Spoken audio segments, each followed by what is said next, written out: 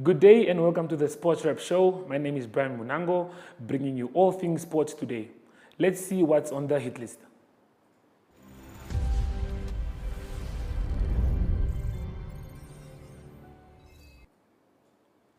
The Namibian government was approached by Botswana to co-host the 36th edition of the African Cup of Nations in 2027, and according to those in the know, it looks like the cabinet has given a green light.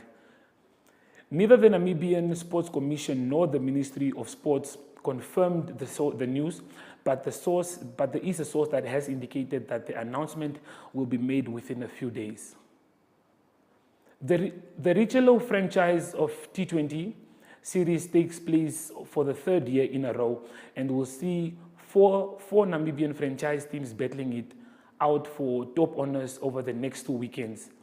The tournament starts today at the Trasco United Field and continues with matches tomorrow and Saturday at the same venue.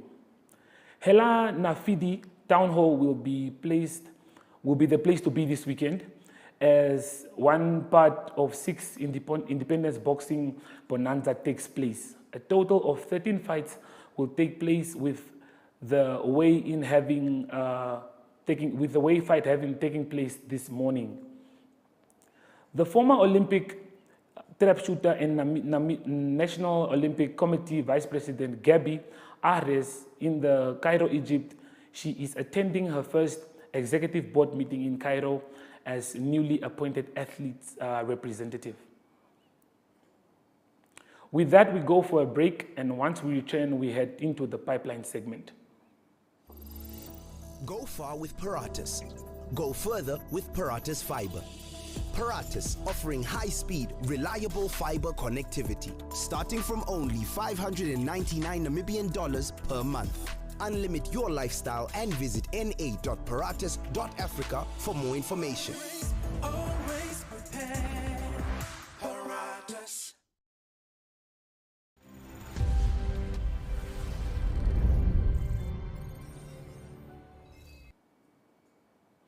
Today we have Trovik Shipo talking about the game of Real Madrid versus Barcelona, and he is a huge football fan. As we all know that there is no game bigger than the El Clasico in football. It is the biggest rivalry.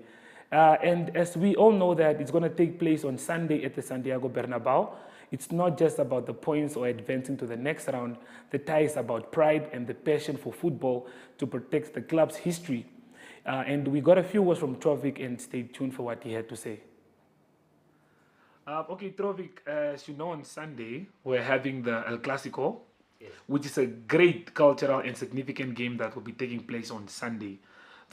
As we all know, the El Clasico is considered the biggest rivalry in football world. And so I wanted to find out from you, what is your take on the game that will be taking place on Sunday? Well, my take on the game is that it's a very massive game because of the tradition of football. As we know that Barcelona and Real Madrid are one of the two biggest clubs in world football, and it's a big rivalry, the biggest rivalry, just like you said. But then my take on it is that this game is more about pride. I feel like it's more about pride because we all know that Real Madrid is running away with the La Liga. So I feel like Barcelona going into this, it's Xavi's first Clasico, and I feel like he will really want to win his first Clasico because he was a former Barcelona player himself. So it's more about pride. Okay, and as you know, there is a 15-point gap between Real Madrid and Barcelona. Do you think that will have an effect on how Barcelona are going to approach the game? To be honest with you, that I don't think it's gonna have an effect. Reason being is that teams are gonna go into this wanting to win. So the way they approach the game, whether it was 1 point different, whether both of them were gonna go for the title, since it's the rivalry is so big, it's not gonna make a difference. I know that Barcelona will want to win, Real Madrid will want to win for the pride of their cities as well. You know, Barcelona have not won at the Santiago Bernabeu since 2018 March. That was the last time Barcelona could steal the 3 points from Real Madrid. So what do you think, who's going to win this game, or who do you think has a better chance of winning the game? Form wise, I think Barcelona are going to shock the world, because I feel people are saying no, Real Madrid, Vinicius, Benzema, those two, their combination is really good right now, and the defense is tight. We've got Courtois at the back. Alaba has been a very good signing for them, and you know the midfield of Modric and Kroos and Casemiro. But for me, I really feel like Barcelona are gonna shock the world, because the football they've been playing right now, I mean, they're calling it Xavi ball, but then it's the tiki-taka that we've been used to for FC Barcelona, and I don't think that Real Madrid are gonna be able to handle that whole pressure the whole game, because the way Barcelona plays right now, they have two ways of playing. Obviously, they have the way of playing of the tiki-taka, you know, the passing here, we go, pass here, pass there, open up the lines of defense, or they can hit you on the counter-attack, because they're very fast, rapid players playing up front right now. And I feel like if they control that game, which means the midfield is very key, with Pedri and De Jong, or maybe Gavi will play. So I feel like they'll control the midfield and be putting pressure on Real Madrid. And I don't think Real Madrid will be able to sustain that pressure. As we saw when they are put under pressure, when they were put under pressure against PSG, they lost the game. But then the second game after that, PSG set back and let Real Madrid attack. Now if you let Real Madrid attack and play their football, they will do what they have to do to you. But I believe that Barcelona will be the ones putting on the pressure, although it's at the Santiago Bernabeu, and Barcelona will do what they will have to do. They will win. I believe Barcelona will win. Awesome. Okay, that's good to know. So as you know that Barcelona are without Messi, and Messi has been gone for a while, so now they are busy rebuilding the team, and Madrid have Karim Benzema, who has been firing goals in left and right. Where do you think the goals are going to come from in this game? Who do you think are the players that are going to affect the game in a way that they are going to decide who wins, or where the ball is going to be won, or where the ball is going to be lost? Well, in my opinion, for Real Madrid, it's the main man. For me, he has been the best player this season in the world. You can come to me, Lewandowski, Mo Salah, but no. I believe that Benzema has been the best player in the world for me. And if Benzema is given that space to play his football with Vinicius, then I think the goals can come from him, and Vinicius from Real Madrid. But then we go to Barcelona now. For Barcelona, since Xavi has come in, I feel like they have had quite a few players that can contribute to goals. We have Pierre-Emerick Aubameyang, you know, he has scored 7 goals in his last 10 games for Barcelona. We have Ferran Torres, very good player, and as well from the midfield, I believe Pedri can do his thing as well, as we saw in their last game against Galatasaray. And as well, but then for me, the main man that has to start that game, who can create from the wing, is Ousmane Dembele. Ousmane Dembele has been a revelation ever since Xavi came in. Although there has been contract disputes, he has been playing beautiful football, and I feel like he can provide for Aubameyang, for Ferran Torres, and for Gavi, maybe if Gavi plays. Yes. Okay, so based on the technical analysis, how do you see the game ending? How I see the game ending? What's your prediction for the game? My prediction for the game is, this is a bold prediction, but I believe it's going to end 3-1 in Barcelona's favor. Goals from Aubameyang and let me see. I feel like Dembele, you are going to see Dembele shine in this game. I feel like you're going to see Dembele shine in this game. So I feel goals from Aubameyang, Ferran Torres, and Ousmane Dembele. Okay, thank you so much, Trovik. We look forward to watching the game on Sunday. You stay tuned to your channel, and let's see what your broad prediction says when comes game day. Thank you very much.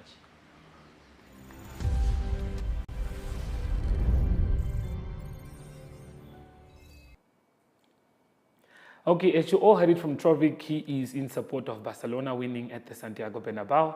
As for me, my money is with Real Madrid, as I see them taking the 3 points and Benzema scoring at least 2 goals in that game. So we'll take a short break, and after that we'll head into the Your Take segment of the show. Stay tuned.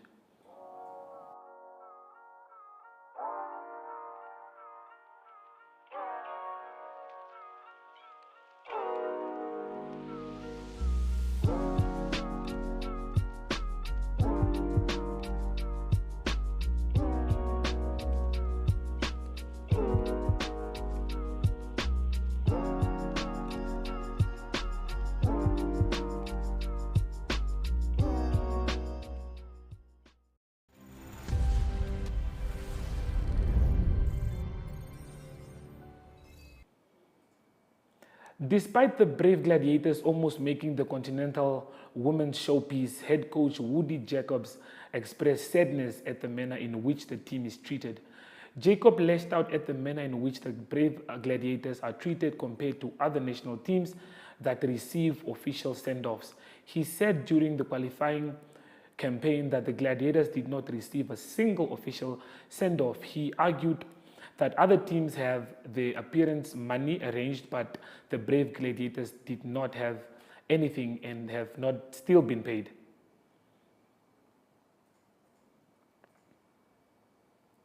Well, with that, we cross over to international news with Ariel Khat. Stay tuned.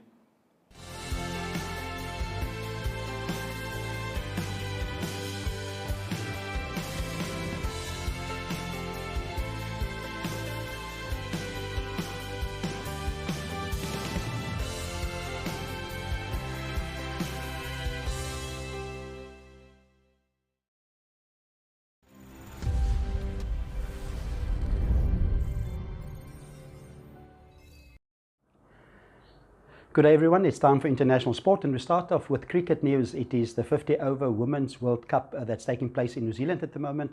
The latest game was the West Indies that played against Bangladesh, with the West Indies being favourites to win that game, but it was a tight game. West Indies batted first, made 140 for the loss of 9 wickets, and Bangladesh came up 4 runs short. West Indies won by 4 runs. Bangladesh bowled out in the last over for 136. That means the West Indies move up into 3rd position on the log at the moment. They've got 6 points after 5 games. They've played one more game than most of the teams.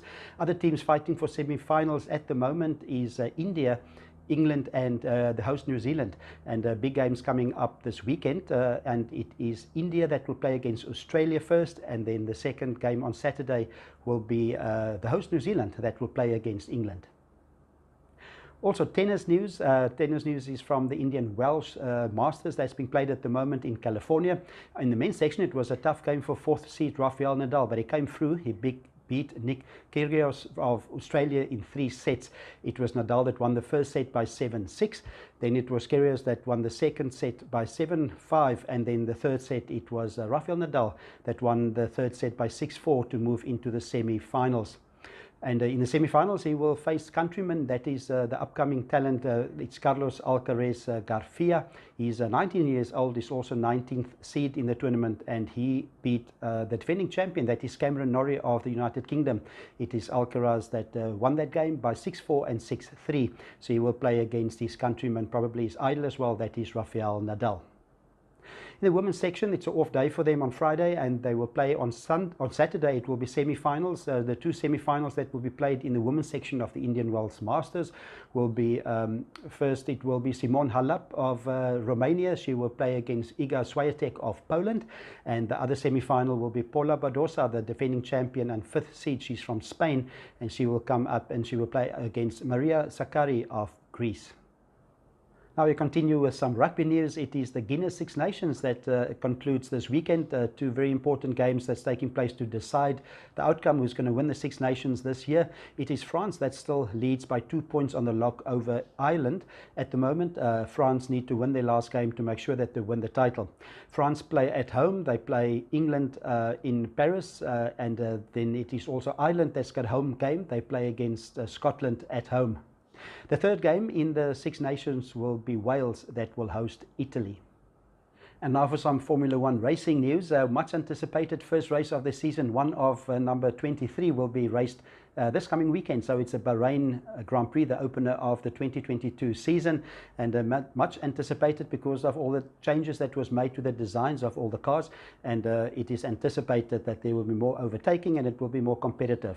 The favourites again will be Max Verstappen and Lewis Hamilton. That was the 2 drivers that fought it out mostly in the 2021 season. And other contenders will be McLaren and Ferrari that also did very well in testing. So it is Charles Leclerc in his Ferrari that is also one of the favourites, and also Lando Norris of McLaren. And there's also early speculation that George Russell, the second driver for Mercedes-Benz, the teammate of Lewis Hamilton, will also be quite competitive this year. So it's Bahrain Grand Prix that's going to be on Sunday.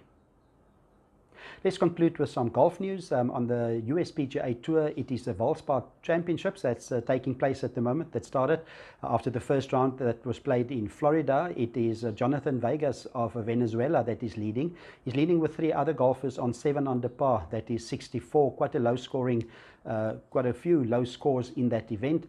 And it is the other 3 that also played 64, 7 under par is Sam Burns of the USA, Alec Hadwin of the UK, and then David Lipsky of the United States. 2 of the world leading players that is also quite close to the leaders is Justin Thomas of the USA on -5 and Dustin Johnson on -4. South African Louis Oosthuizen is 1 shot back on -3. So that's the sports news, international sports news I have for you. Have a great sporting weekend, and we talk again on Monday. Goodbye.